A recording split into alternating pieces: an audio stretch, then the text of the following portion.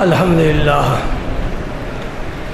لله نحمده ونستعينه ونستغفره ونؤمن به ونتوكل عليه ونعوذ بالله من شرور أنفسنا ومن سيئات أعمالنا من يهده الله فلا مضل له ومن يضلل فلا هادي له وأشهد أن لا إله إلا الله وحده لا شريك له وأشهد أن سيدنا وسندنا وحبيبنا وحبيب ربنا ملجأنا ومأوانا محمدا عبده ورسوله الذي أرسله الله بالحق بشيرا ونذيرا وداعيا إلى الله بإذنه وسراجا منيرا أشهد أنه صلى الله تعالى عليه وسلم بلغ الرسالة ونصح الأمة وكشف الغمة وجلى الظلمة وجاهد في سبيل الله وعبد ربه حتى أتاه اليقين أما بعد فأعوذ بالله من الشيطان الرجيم بسم الله الرحمن الرحيم إن الله وملائكته يصلون على النبي يا أيها الذين آمنوا صلوا عليه وسلموا تسليما اللهم صل على سيدنا محمد وعلى آل سيدنا محمد وبارك وسلم اللهم صل وسلم على رسولك الكريم وآله الطاهرين رب اغفر وارحم وأنت خير الراحمين۔ بہت ہی مختصر سا وقت ہے ہمارے پاس، اور اس مختصر وقت میں ہم چند احادیث طیبہ پیش کرنے کی سعادت حاصل کرنا چاہتے ہیں،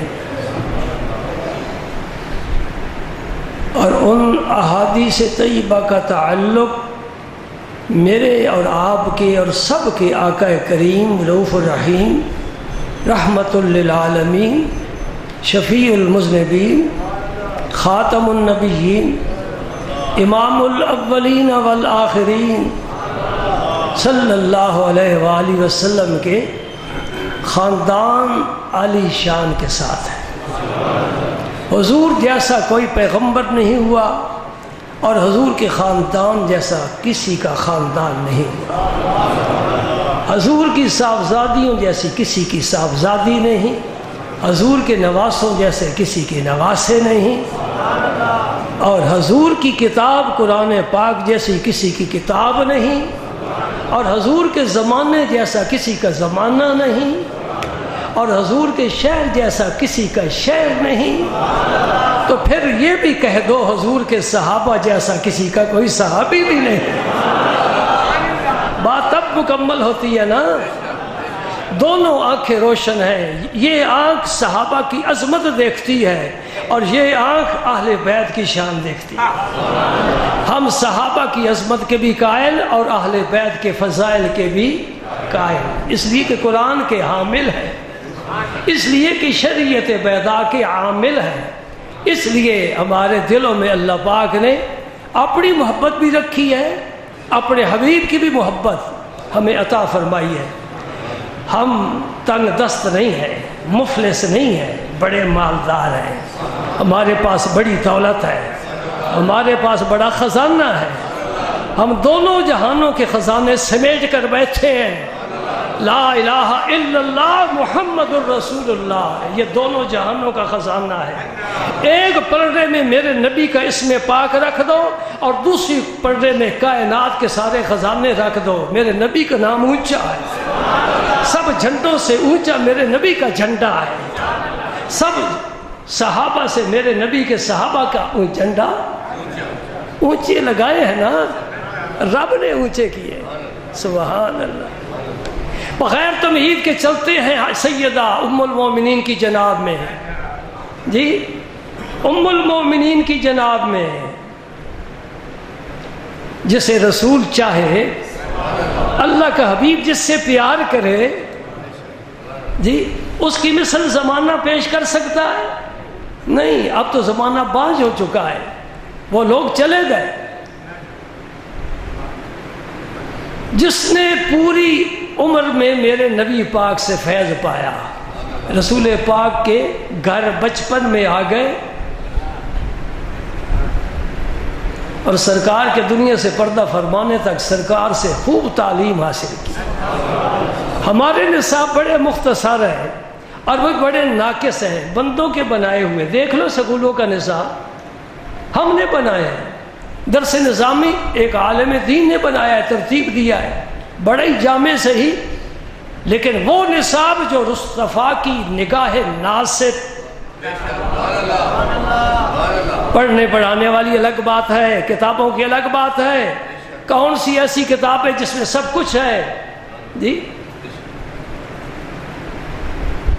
سبحان اللہ۔ تیرے کالج کی لائبریری میں جتنی کتابیں پائی جاتی ہیں، کوئی کتاب بھی اتنی جامع نہیں ہے جتنی جامع کس کو کہو گے؟ جی نہیں، میں اختلاف کروں گا، جتنی جامع نگاہ مصطفیٰ ہے۔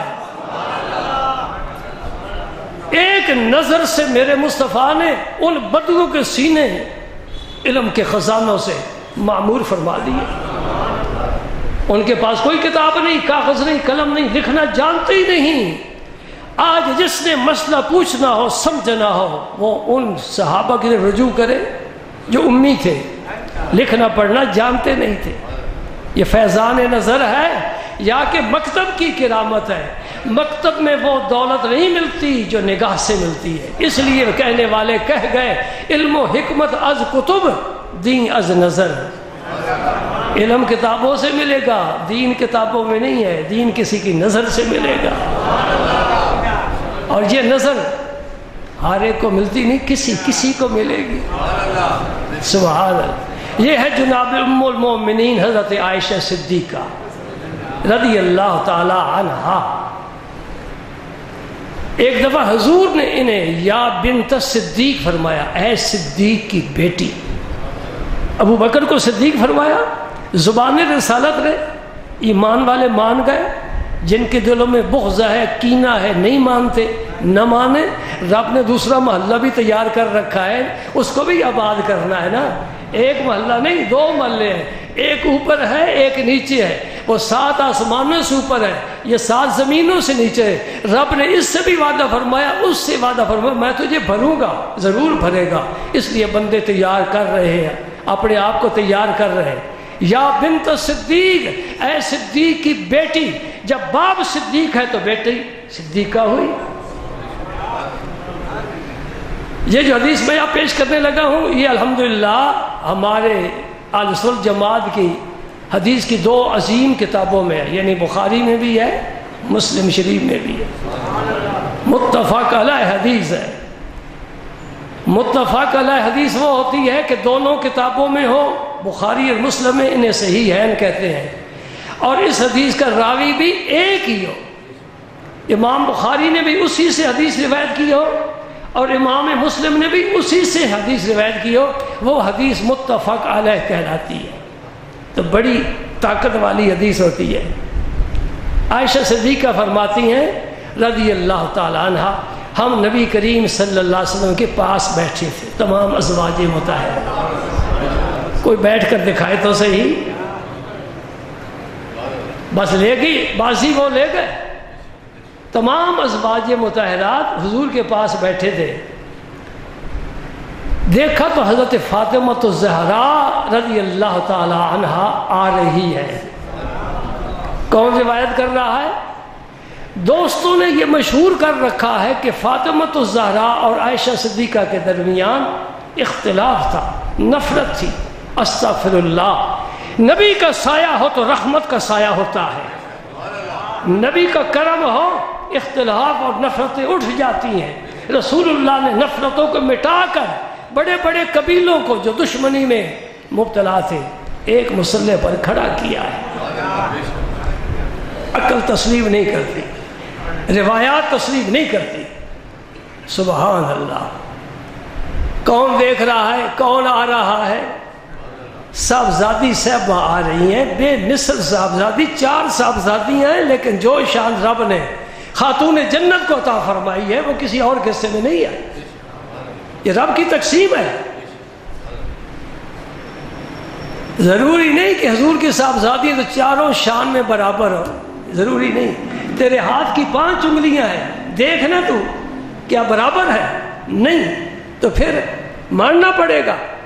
4 کتابیں آسمان سے آئیں، کیا چاروں برابر ہے؟ نہیں۔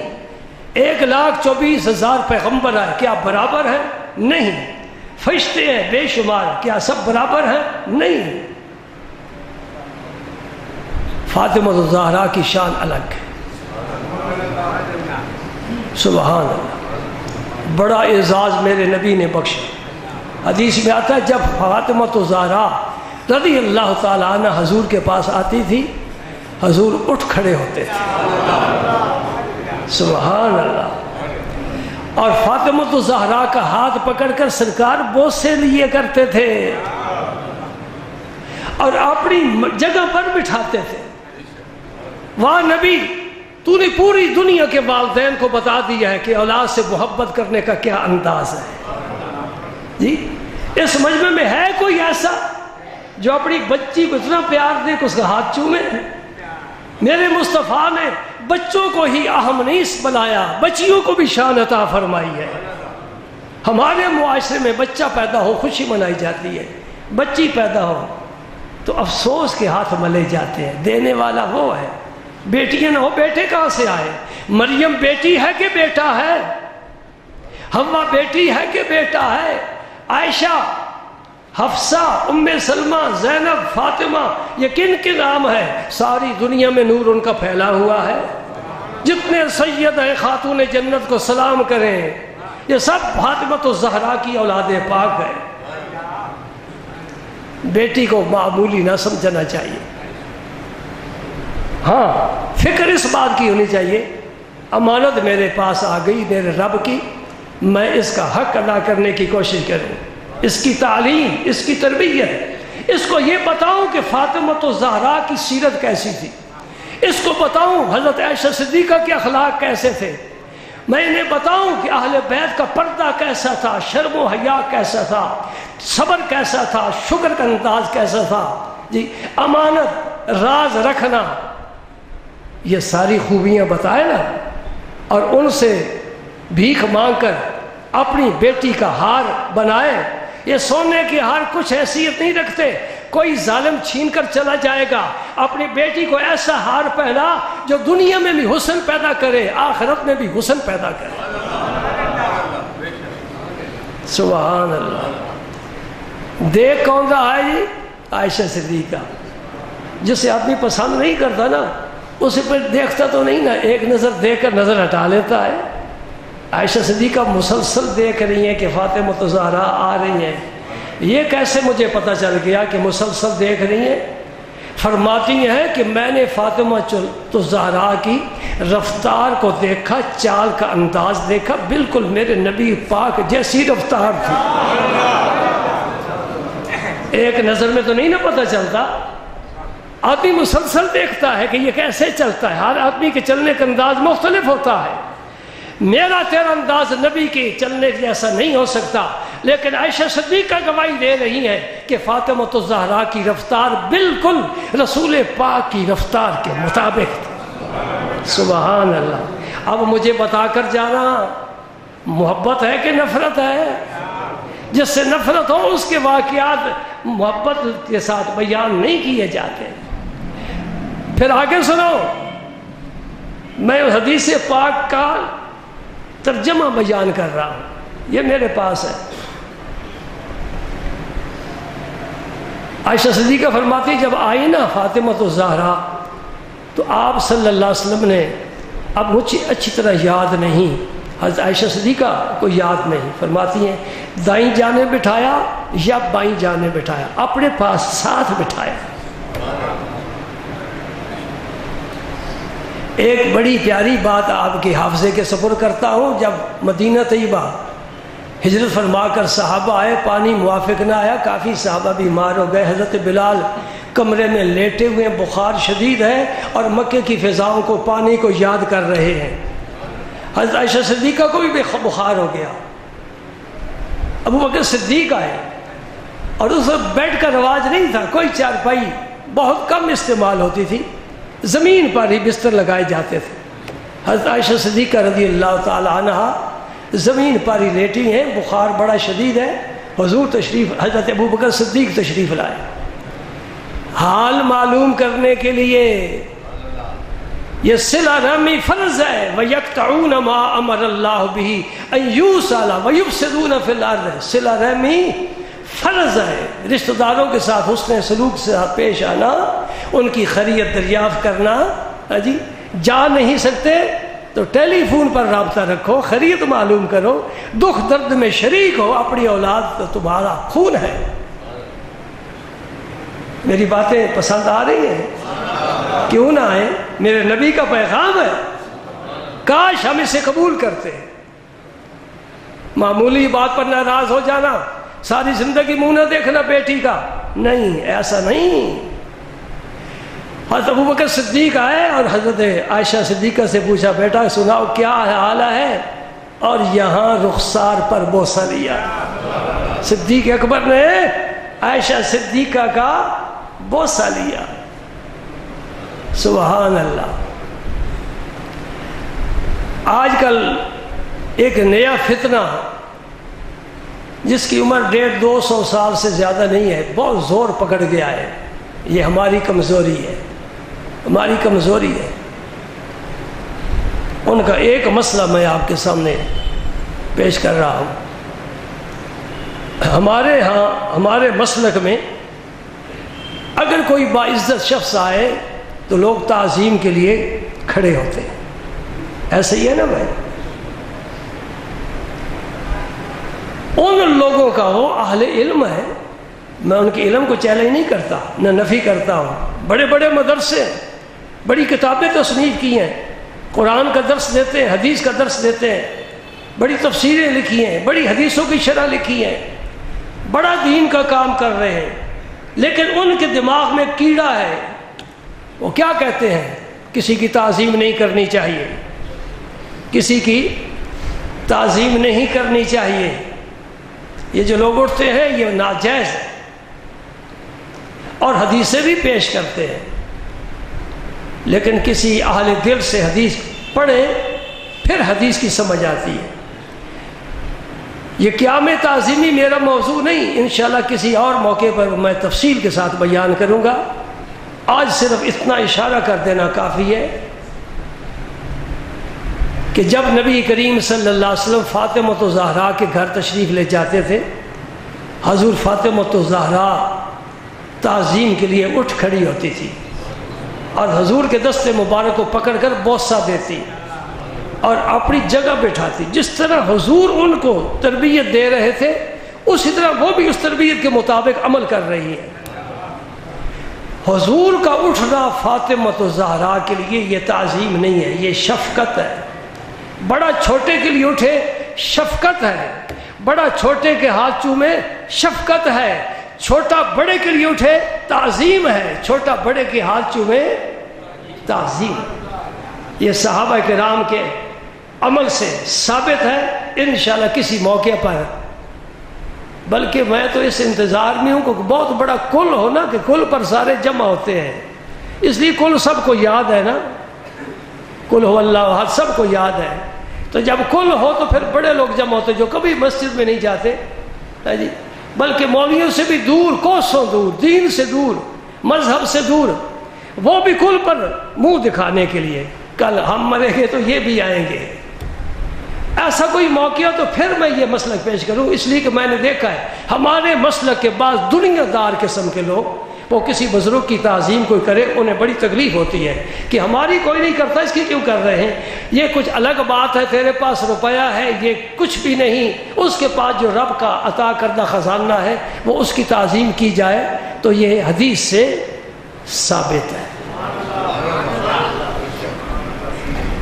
بھائی یوں بھی نہ چلے جائے نا، پھر آپ کہیں کہ ایک ہی حوالہ دے کر گزر گیا. ہم نے ایک حدیث پاک 20 مرتبہ بیان کی ہے بھی بخاری شریف کی، دوہرا دیتا ہوں مختصر، سمجھ میں آ جائے گی بات. نماز پڑھا رہا ہے جناب ابو بکر صدیق رضی اللہ تعالی، جی نماز پڑھا رہے، جماعت کرا رہے، حضور تشریف لائے. اس سے آگے آپ کو حدیث ساری یاد آ گئی. سمجھ گئے کہ نہیں سمجھے؟ جو نئے نمازی ان کو بتائے دیتا ہوں، ابو بکر صدیق کو جب پتہ چلا کہ حضور تشریف لائے تو پیچھے ہٹنا شروع کر دیا. کس میں؟ نماز میں. کس میں؟ مسجد میں. کس میں؟ اللہ کی نیاز میں، اللہ کی عبادت میں. پھر گھومو مولوی مفتیوں سے مسئلہ پوچھو، کوئی بڑا بزرگ آ جائے، میرے پیر آ جائے، میرے استاذ آ جائیں، شیخ القرآن آ جائے، شیخ الحدیث آ جائے، صدر مملکت آ جائے، وزیر اعظم آ جائے، کوئی عزت والا آ جائے تو کیا امام پیچھے ہٹ جائے گا؟ سب نفی میں جواب دے رہے ہیں، اور یہی مسئلہ بھی ہے، کوئی پیچھے نہیں ہٹے گا امام. حالانکہ امام غریب ہو سکتا ہے، آنے والے سے امام علم میں چھوٹا ہو سکتا ہے، آنے والے سے کی بنسبت امام اس کا شاگرد مرید ہو سکتا ہے، تو پیر کی تعظیم کرے، استاد کی تعظیم کرے، صدر مملکت کی تعظیم کرے. نہیں کی جائے گی، اس لیے کہ وہ اللہ کے دربار میں حاضر ہے اور عبادت کر رہا ہے. یہ مسئلہ ابو بکر صدیق کے علم میں نہیں تھا، پیچھے ہٹ رہے نہیں ہٹ رہے. اور حضور نے فرمایا الا مکانک ابا بکر، ابو بکر اپنی جگہ کھڑے رہو، نماز پڑھاتے رہو. اب تو واجب ہو گیا، نبی کے حکم کی تعمیل واجب ہو گئی، اب تو رک جانا چاہیے. اور یہ بھی عرض کر دوں نماز بھی قائم ہے. ابو بکر صدیق مصلی چھوڑ رہے ہیں، پیچھے ہٹنا شروع کر دیا ہے. امام نے امامت کو چھوڑ دیا، امام نے مصلی چھوڑ دیا، مقتدی بغیر امام کے ہو گئے، لیکن نبی پاک کی وجہ سے سب کی نماز بھی قائم ہے.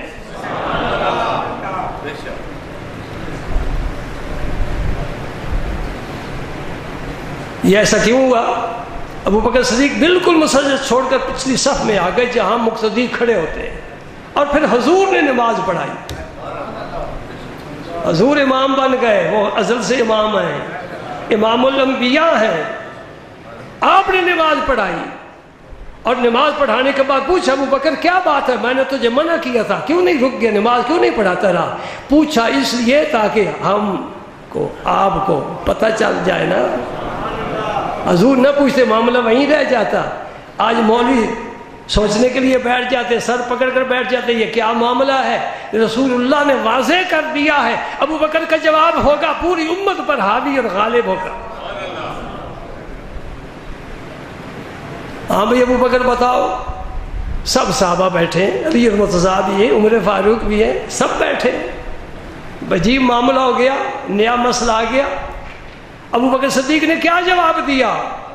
اللہ رحمت نازل فرمائے محدثین پر جنہوں نے ان کے الفاظ کو محفوظ رکھا اور صدیوں کا سفر طے کر کے آج ہمارے پاس بھی پہنچ گئے، اور انشاءاللہ یہ قیامت تک رہے گا. ما کان لابن ابی قحافہ ان یقوم بین یدی رسول اللہ صلی اللہ علیہ وسلم. اللہ کا رسول آ جائے، ابو قحافہ کا بیٹا مصلی پر کھڑا رہے، ہو سکتا ہی نہیں. ابو قحافہ ان کے والد کا نام تھا، اپنا نام ہی ذکر نہیں کیا، میں قابل ذکر ہی نہیں، میرا کیا شمار ہے، اے نبی تیرے غلاموں میں شامل ہوں، تو قبول کر لے، تیرا کرم ہے. ما کان لابن ابی قحافہ ان یقوم بین یدی رسول اللہ. میرے دوستو مجھے بتاؤ یہ نبی کی تعظیم نہیں تو اور کیا ہے؟ اور تعظیم بھی نماز میں ہو رہی ہے، تعظیم بھی مسجد میں ہو رہی ہے، تعظیم بھی صحابہ کی موجودگی میں ہو رہی ہے. کسی نے اعتراض نہیں کیا. آج کسی ملا کو کیا حق پہنچتا ہے کہ تعظیم کے خلاف بات کرے؟ جی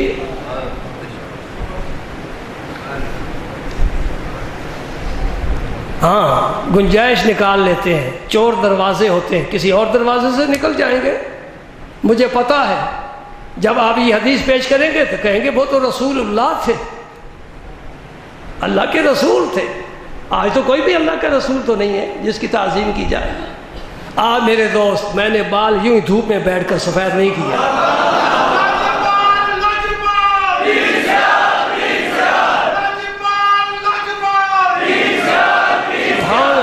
اسی پیر سیال کا کرم اور فیض ہے. میں آپ کو حوالہ دیتا ہوں، امام بخاری کا ہی حوالہ دیتا ہوں. وہ بخاری کرتے ہیں، بخاری نہیں آتی، بخار آتا ہے. میرے دوست، میں تجھے ایک حوالہ دیتا ہوں. نہ نبی ہے نہ رسول ہے اور تعظیم کر رہا ہے کون؟ مولا کائنات علی المرتضیٰ حیدر کرار شیر خدا مشکل کشا. وہ مشکل کشا بھی نہیں کہتے، کہتے ہیں اللہ کے علاوہ کسی کو مشکل کشا کہنا شرک ہے. اور شرک گھر میں رکھ. یہ شرک صدیوں سے بزرگوں نے ہمیں دیا ہے. ہم اسی شرک پر قائم رہیں گے اور قیامت تک دیکھیں گے انشاءاللہ جھنڈا اسلام کا بابا فرید کے ہاتھ میں ہوگا. حق فرید یا فرید. میں اس ملت کو کہتا ہوں، اس طبقے کو کہتا ہوں، اس گروہ کو کہتا ہوں، اس فرقے کو کہتا ہوں، تم سارے جمع ہو جاؤ. مجھے نظام الدین اولیاء جیسا کوئی ایک اپنے اندر دکھا دو، کوئی بابا فرید دکھا دو، کوئی خواجہ معین الدین دکھا دو. نہیں دکھا سکتے تو پھر کہہ دو ہم ہی اہل سنت والجماعت حق پر ہیں. میں پہلے بھی باتیں کر رہا تھا جمعے سے پہلے. میں نے کہا یہ ہندوستان ہندوؤں کی جگہ. ہندوستان کا کیا معنی ہے؟ ہندو کسے کہتے ہیں؟ اپنے ہاتھوں سے بت بناتے ہیں، سجدے کرتے ہیں. ہر جگہ مندر بنے ہوئے ہندوستان میں جا کر دیکھ لو. میں نے دیکھے ہیں منظروں میں بنے ہوئے ہیں بت، ان کی پوجا ہوتی ہے. پورا ہندوستان اسلام سے پہلے بت خانہ بنا ہوا تھا، مندر ہی مندر تھے، شرک ہی شرک تھا. آج پورا ہندوستان لا الہ الا اللہ کی آواز سے گونج رہا ہے. میرا سوال ہے اور ہمیشہ سے سوال ہے، میرا ہاتھ بلند ہے، کوئی میرا ہاتھ نیچے کرے، کوئی بتائے یہ لا الہ الا اللہ ہندوستان میں کون لایا ہے؟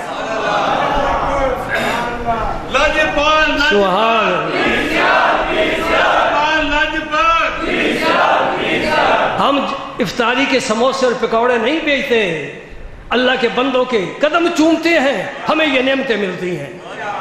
حوالہ پیش کرتا ہوں مولا کائنات علی المرتضیٰ اور دوسرے حضور کے چچا حضرت عباس رضی اللہ تعالیٰ عنہ. دو نام ہیں، عظیم نام ہیں، بڑے عظیم نام ہیں. میں نے حضرت علی کا پہلے نام لیا ہے، حضرت عباس کا بعد میں. حالانکہ حضرت عباس حضور کے بھی چچا ہیں، علی المرتضیٰ کے بھی چچا ہیں. چچا کی شان بڑی ہوتی ہے. بے بھی تو نہیں کر گیا. میرے پاس حوالہ موجود ہے. مشکوٰۃ شریف میں حدیث آتی ہے، نبی پاک صلی اللہ علیہ وسلم ایک موقع پر اس طرح ذکر فرمایا تو پہلے حضرت علی کا ذکر کیا، حضرت عباس بھی بیٹھے تھے، پھر حضرت عباس کا ذکر فرمایا. حضرت عباس نے عرض کی یا رسول اللہ میرا نام آپ نے بعد میں لیا ہے، علی کا پہلے لیا. میں کوئی بات جھوٹی غلط رب اس زبان کو طاقت ہی نہ دے، کوئی بغیر حوالے کے بات کروں میں سب کو اخلاق کی جرت دیتا ہوں، اٹھ کر منع کر دے یہ غلط کہہ رہے ہیں. آج نہیں کل میری آواز ریکارڈ ہو رہی ہے. تم ہی نہیں کوئی مولوی علامہ اگر میری بات حوالے کے بغیر ہو حق پہنچتا ہے تنقید کرے، اگر غلط ہو تو میں انشاءاللہ توبہ بھرے مجمع میں توبہ کروں گا. حضرت عباس نے کہ یا رسول اللہ میرا نام آپ نے بعد میں لیا ہے، علی کا پہلے لیا ہے. میرے آقا کریم تو ماشاءاللہ ماشاءاللہ علم کیا، ذہانت کیا، عقل کیا، رب نے کیا کیا نعمت عطا فرمائی. برجستہ جواب دیا، فرمایا میرے چچا علی نے ہجرت پہلے کی ہے، تم نے بعد میں کی ہے. یہاں خون کے رشتوں کو اہمیت نہیں دی جاتی. ابو لہب بھی چچا تھا، ٹھکرا دیا ہے. میرا کلمہ قبول نہیں کیا، جاؤ جہنم میں۔ قرآن جب بھی جو پڑھے گا تبت یدا ابی لہب وتب پڑھے گا، چچا ہے گیا جہنم میں، اور حبشے سے آیا، میرے مصطفیٰ نے اسے اپنے سینے سے لگا لی۔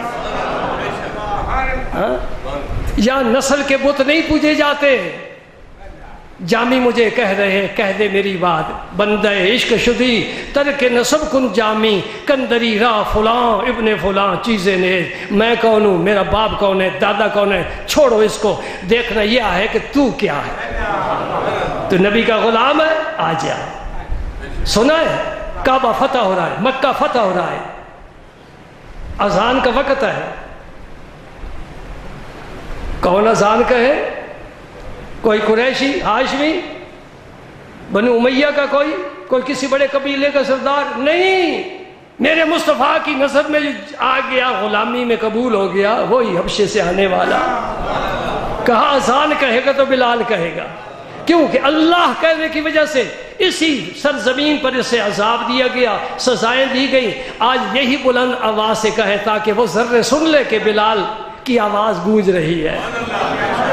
وہ کہیں بھی کھڑا ہو کر اذان پڑھ دے، کہا نہیں بلال تیری عظمت کو میں نے 4 چاند لگا دیے ہیں، اب زمین پر تو کھڑا ہو کر اذان نہیں پڑھے گا، یا اصلوں میں کہاں پڑھوں؟ فرمایا کعبے کی چھت پر چڑھ جا، یہ کعبہ تیرے قدموں کے نیچے ہوگا، دنیا دیکھے گی، تاریخ میں ہر ایک دیکھے گا۔ کسے پسند فرما لیا؟ جو اپنا بن گیا۔ سبحان اللہ۔ ہاں جی، امام بخاری کیا لکھتے ہیں؟ بخاری شریف کے علاوہ بھی امام بخاری کی حدیث کی کتاب ہے الادب المفرد، یاد رکھنا کتاب کا نام الادب المفرد۔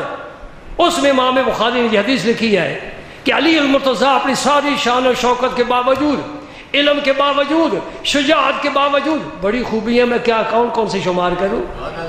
آج تو کسی میں علم ہو تو وہ زمین پر پاؤں نہیں رکھتا، یہ شجاعت کا تو پتہ ہی نہیں نا، دسترخوان کے بہادر ہے کہ میدان کے بھی بہادر ہے۔ علی مرتضیٰ کی جرأت دیکھی ہے، خیبر کا دروازہ کس نے اکھاڑا تھا؟ وہی بازو ہے، حیدر کرار کی قوت ہے، پلٹ کر حملہ کرنے والا۔ کرار کا معنی یہی ہے، حیدر کا معنی شیر ہے، یہ اللہ کا بھی شیر ہے، اللہ کے رسول کا بھی شیر ہے، نہ تھکتا ہے نہ اس کا بازو تھکتا ہے، یہ پلٹ کر حملہ کرتا ہے، نبی کی دعائیں ساتھ ہے۔ سبحان اللہ۔ حضرت علی المرتضیٰ نے حضرت عباس رضی اللہ تعالیٰ عنہ کے قدم چومے ہیں۔ حوالہ یاد رکھنا، بڑا مضبوط حوالہ ہے۔ حضرت علی المرتضیٰ نے کیا کہہ رہا ہوں، سن رہے ہو نہیں سن رہے؟ حضرت عباس کے قدم چومے ہیں، قدم۔ حضرت عباس نبی نہیں، حضرت عباس رسول نہیں، حضرت علی ان کے صحابی نہیں، صحابیت میں برابر ہیں، درجے میں علی المرتضیٰ کی شان زیادہ ہے، اس لیے کہ باب مدینۃ العلم ہے اور حضور کے جانشین ہیں، حضور کے داماد ہیں، فاطمہ الزہرا کے سر کا تاج ہے، حسنین کریمین کے ابا ہیں، اور کتنے حوالے موجود ہیں۔ یہ سارے حوالے علی مرتضیٰ کی شان کو بلند کرنے والے ہیں۔ حضرت عباس رضی اللہ تعالیٰ عنہ چچا ہیں، ان کی بھی بڑی عظمت ہے، تو حضرت علی المرتضیٰ نے ان کے پاؤں اور پیر چمے نے۔ میں کس طرح سمجھاواں؟ پر ایک بات ہے، اس وقت کوئی مولوی کول کوئی نہیں سی جڑا فتویٰ لگا اللہ، یہ سارے بعد جو پیدا ہوئے۔ برسات کی پیداوار، اب موسم نا برسات کا، دیکھیں گے نیا گھاس اگتا ہے، نئے پتنگ اڑتے ہیں، شام کو صبح کو نہیں ہوتے، بس پڑے ہوتے ہیں، ان کے بازو اور پر گر جاتے ہیں۔ جی اللہ میرے اللہ، حدیث پاک مکمل نہیں ہو رہی بھائی، کیا کریں، ہم خود بھی ادھورے ہیں، ہمارے کام بھی ادھورے ہیں۔ فاطمہ الزہرا آ گئی، نبی پاک نے پاس بٹھا لیا، اور سرکار نے ان کے کان مبارک میں کچھ فرمایا، سرگوشی فرمائی، اور وہ رونے لگ۔ کیا فرمایا کہ فاطمہ الزہرا رونے لگ۔ عائشہ صدیقہ نے پوچھا فاطمہ کیا بتایا حضور نے تیرے ساتھ کیا سرگوشی فرمائی کہ تو فوراً رونے لگی؟ حضور کا راز ہے کسی کو نہیں بتاؤں گی. جب حضور نے آنسو دیکھے نا, توجہ ذرا کرنا ہے نا توجہ, جب حضور نے فاطمہ الزہرا کے آنسو دیکھے نا پھر قریب کر لیا, پھر سرگوشی فرمائی, ہنسنے لگ گئی. سبحان اللہ.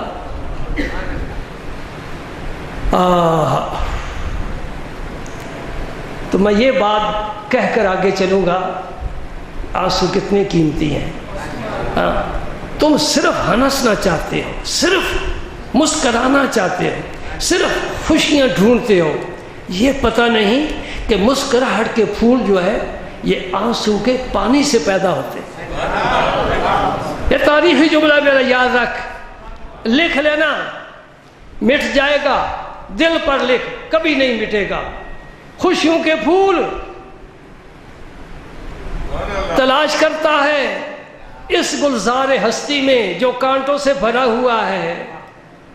پھول تلاش کرتا ہے, ہاں جی مل سکتا ہے, کیسے مل سکتا ہے؟ ذرا پانی نکال, پانی دے, پھول نکلیں گے.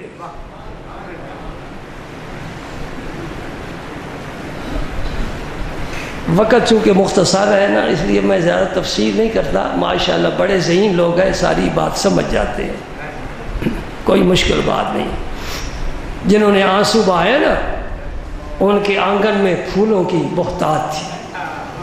اللہ اکبر, سبحان. عائشہ صدیقہ پوچھنا چاہتی ہیں کیا فرمایا, رونے لگی, کیا فرمایا, ہنسنے لگی. یہ راز ہے نبی پاک کا. عائشہ صدیقہ کے اندر یہ ایک علم ہے, تجسس ہے, یہ علم حاصل کرنے کی خواہش مسلسل انہیں بے قرار رکھتی, حتیٰ کہ سرکار کا وصال ہو گیا.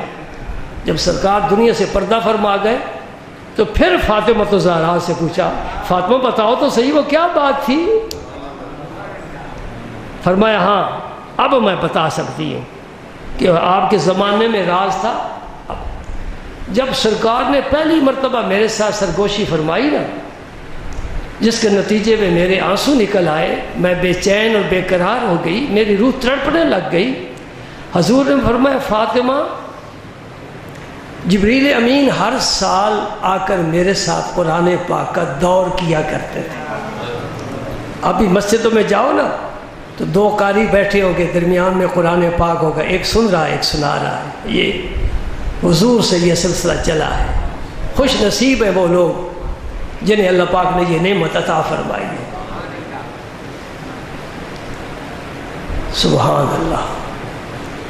تو فرمایا کہ جبریل امین آ کر سدرۃ المنتہا سے, یعنی اس کو بھی قرآن یاد ہے, روح القدس کو بھی قرآن یاد ہے, انجیل یاد نہیں ہے, تورات زبور نہیں یاد, قرآن سارا یاد ہے جبریل امین کو.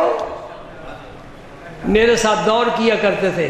اس سال جبریل امین نے میرے ساتھ 2 دفعہ دور کیا ہے, ایک دفعہ نہیں کیا. تو میں سمجھ گیا کہ یہ آخری رمضان ہے, پھر نہیں آیا. تو میں رونے لگ گئی سرکار کی جدائی کا خیال کر کے. اللہ اکبر. حضور جب میرے آنسو دیکھے تو آپ بھی بے چین ہو گئے. پھر دوبارہ حضور نے سرگوشی فرمائی مجھے خوش کرنے کے لیے, تاکہ غم غلط ہو جائے. میرے دل کا غم مٹاتا ہے محمد نام ایسا ہے, میری بگڑی بناتا ہے محمد نام ایسا ہے, نصیبوں کو جگاتا ہے محمد نام ایسا ہے صلی اللہ علیہ وسلم. تیرا غم کوئی غلط نہیں کر سکتا, تیرے غموں میں اضافہ کر سکتے ہیں. ہاں وہ اس میں پاک ہے, تیرے غم مٹا دیں گے, تجھے راحت کا پیغام دیں گے.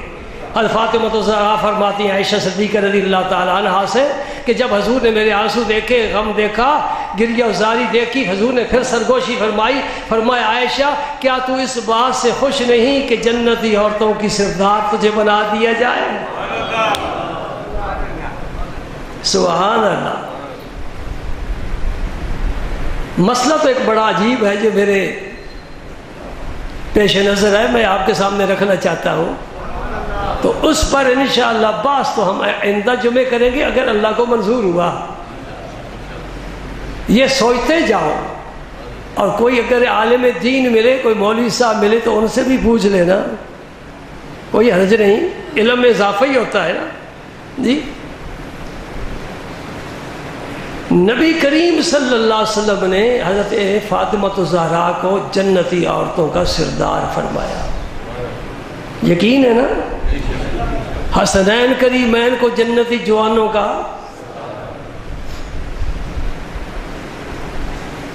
بھائی چیز میری ہے، سودا آپ کریں، کیسا خیال ہے آپ کا؟ مالک میں ہوں، اس کا سودا آپ کسی سے کرتے ہیں تو کیا خیال ہے آپ کا؟ جنت تو رب کی ہے نا، رب نے بنائی ہے، اور سودا میرا نبی فرما رہا ہے، یہ کیا معاملہ ہے؟